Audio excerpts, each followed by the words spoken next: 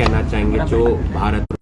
मैं इस cease fire को जो ये हुआ है भारत और पाकिस्तान के बीच में, इसको कई दृष्टिकोण से देखता हूँ। पहला दृष्टिकोण तो ये है कि 22 अप्रैल का जो बुज़दिली वाला कायराना तरीके से किया गया जो हमला था निहत्थों पर, जिसमें कि मेरा बेटा लेफ्टिनेंट विनय नरवाल भी विक्टिम हुआ और आज हमारे बीच में नहीं है।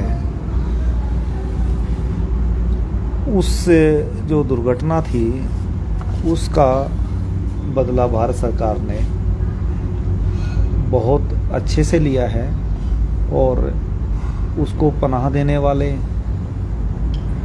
आतंकवाद की विचारधारा को पनपाने वाले, उसको बढ़ाने वाले, पालन पोषण करने वाले, आतंकी पैदा करने वाले और आतंकियों को, इस से पहले जो भारत सरकार ने और सेना के तीनों अंगों ने और उसके जवानों ने जो कि जिस कार्यकुशलता के साथ काम किया और उस घटना का बदला लिया, वो काबिल तारीफ़ है। और जब बात आती है सीज़ फायर की, तो ये एक राष्ट्र की अपनी कूटनीति होती है, अपनी नीतियाँ होती हैं। अन्य देशों को भी देश भी इससे अछूते नहीं रहते। तो राष्ट्र अध्यक्ष ने और हमारे देश के यशस्वी प्रधानमंत्री ने जो निर्णय लिया है वो उसको मैं स्वीकार करता हूँ और हम उससे सहमत हैं। अगर कोई दोबारा कार्रवाई करता है, इस तरीके की हमला करता है, तो भारत को जवाब देना चाहिए? देना नहीं चाहिए। मैं कहता हूँ यदि वो सीज फायर का उल्लंघन करता है तो उसको पाकिस्तान की तरफ से यदि सीज फायर का उल्लंघन होता है तो उसको ख़त्म कर देना चाहिए। एटलीस्ट बलूचिस्तान बन जाना चाहिए, एटलीस्ट पीओके पे हमारा कब्जा होना चाहिए, एटलीस्ट इस तीनिया जो बाल्टिस्तान का हम सुनते हैं वो सब चीज़ें, क्योंकि वहाँ के लोग भी इन लोगों से बहुत त्रस्त हैं। और ये यदि दोबारा करने की इसने हिमाकत की तो इसका अंजाम भी ऐसा ही होगा, क्योंकि पूरी दुनिया के सभी राष्ट्र आतंकवाद के मुद्दे पर एकजुट हैं और सभी चाहते हैं कि इस आतंकवाद रूपी राक्षस को का संपूर्णतः इसको नष्ट किया जाए, दुनिया से ख़त्म किया जाए, क्योंकि तभी सौहार्द के साथ हम सब रह सकते हैं। भारतीय सेना को कोई मैसेज या? हाँ, भारतीय सेना को मैं तीनों अंगों को बधाई देता हूँ और उनके मनोबल के लिए उनको शाबाशी देता हूँ, क्योंकि उनके जो जिस तरह से हमारे यशस्वी प्रधानमंत्री मोदी जी ने उनको ओपन हैंड दिया, तब वो एक सफलता के साथ और पूरे मनोबल के साथ इसको इस तरह की घटना का बदला लेने के लिए जो कार्रवाई की गई उसको अंजाम दे पाए, ये काबिल तारीफ़ है। और भविष्य में यदि कोई आतंकवादी गतिविधि करने की सोचेगा भी ना, तो उसका फन ऐसे ही कुचला जाएगा, उसको करने नहीं देंगे।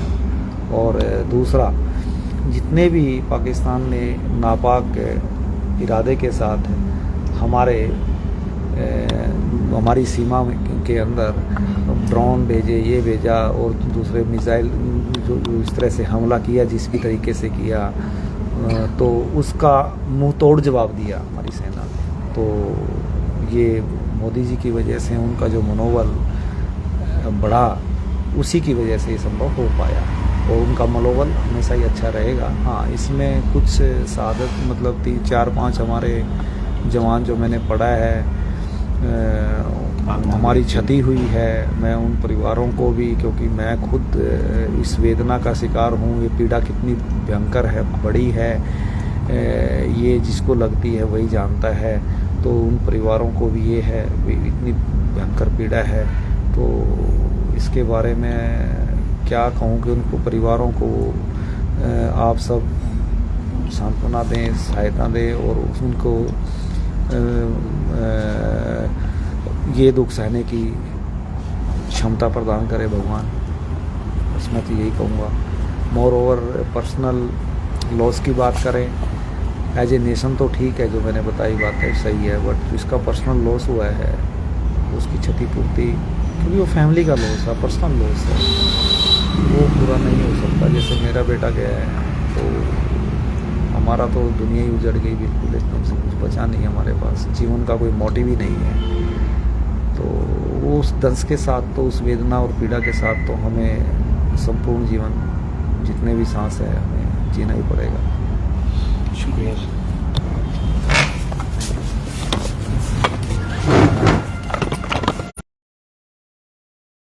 अभी अभी ब्रेकिंग के माध्यम से देख पा रहे थे, करनाल से ये तस्वीरें देख पा रहे थे विनय नरवाल के पिताजी राजेश नरवाल, जो कि अभी अभी ब्रेकिंग पे लाइव थे। उन्होंने तमाम जो जानकारी है वो दी और कहा कि कूटनीति होती है सभी देशों की, और पाकिस्तान अगर दोबारा से ऐसी हिमाकत करता है तो फिर उसे मुंह तोड़ जवाब देना चाहिए और पाकिस्तान को ख़त्म कर देना चाहिए।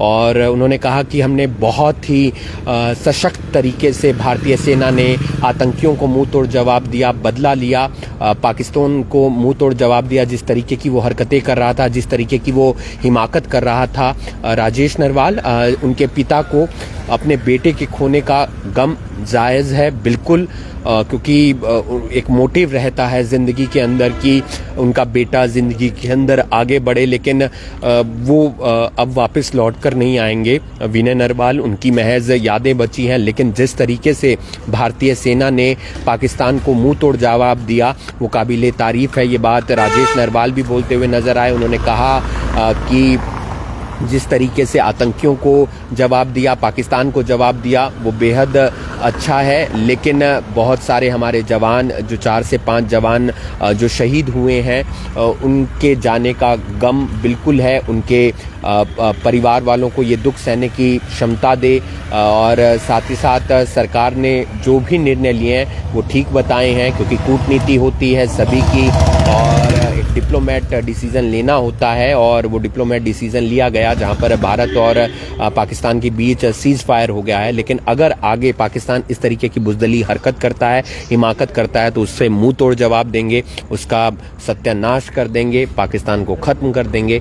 ये बात भी उनके पिता कहते हुए नजर आए हैं, और ये बेहद होना जरूरी भी है। अगर वो उल्लंघन करता है, फिर से आतंकवाद को बढ़ावा देता है। तो आप देख रहे हैं अभी अभी ब्रेकिंग, पल पल की जानकारी, पल पल का अपडेट आप तक यूं ही पहुंचाते रहेंगे। आप बने रहिए अभी अभी ब्रेकिंग के साथ। नमस्कार।